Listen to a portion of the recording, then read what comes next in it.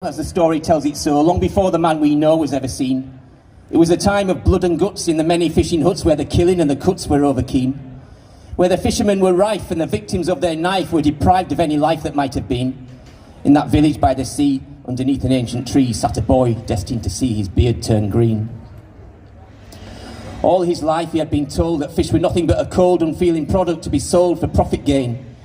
He had helped to catch and kill and to slice from tail to gill until the blood and bones would fill up every drain. Then he'd wash away the mess, all the panic and distress until you'd never even guess where they had lain. Every day at dawn they'd sail through the sun and rain and hail, and the ocean life would quail amidst the pain. As the lad became a teen, he would ponder what he'd seen, and where once nothing had been, there grew a thought. And he looked down in surprise and felt a pang of guilt arise as he gazed into the eyes of those he'd caught. Now his heart began to pound at this revelation found, and he sank into the ground and felt distraught.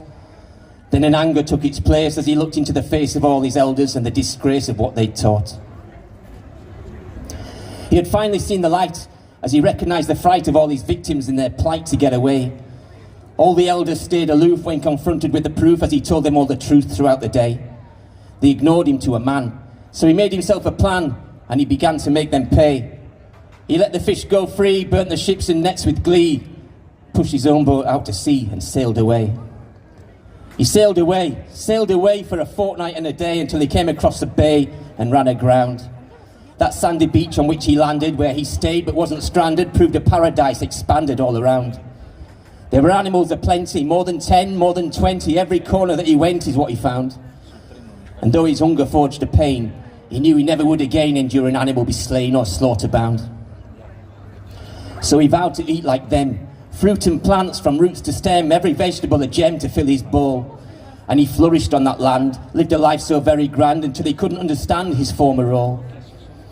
But then he thought of all the fish that had once filled up his dish and began to form a wish within his soul that every animal be free, free to prosper, free to see the life they'd always meant to be, became his goal. And that's how it began, how the boy became a man with just compassion as a plan to live his life. He built himself a ship and he took a little trip to find the things he could equip to help sea life. He found some people too and he built himself a crew, one of which was someone who became his wife. Together they would sail the seas, bringing fishermen to their knees, demanding everybody frees their fish from strife. For many years they spread their good, spread compassion, stemmed the blood, and the goals for which they stood were clearly seen. People walking in their wake, stories spoken that will make their children give instead of take that might have been. The captain's reputation grew, a pirate, yes, but a pirate who had gained respect from the flag he flew with conscience clean. And he grew himself a beard, and not one person thought it weird that on his chin there had appeared a growth of green. A skull and crossbones was his flag, but with a green beard it would brag to be the righteous scallywag throughout the seas. Fishermen and hunters quailed in fear whenever Greenbeard's ship came near. They'd very quickly disappear or bend their knees. Fish and dolphins, seals and whales, birds and mammals raised their tails at the sight of Greenbeard's sails would always please. Everywhere his name was known, everywhere his seeds were sown, every year his legend blown upon the breeze.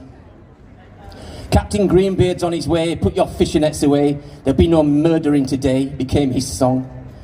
Every sailor in his crew, every animal he knew, all except the evil few would sing along. And the song endured through time like an ancient nursery rhyme, sung to counter every crime and every wrong. From way back then to nowadays, the good will follow in his way, so Captain Greenbeard's legend stays forever strong. Captain Greenbeard's on his way, put your fishing nets away, there'll be no murdering today, come sing his song.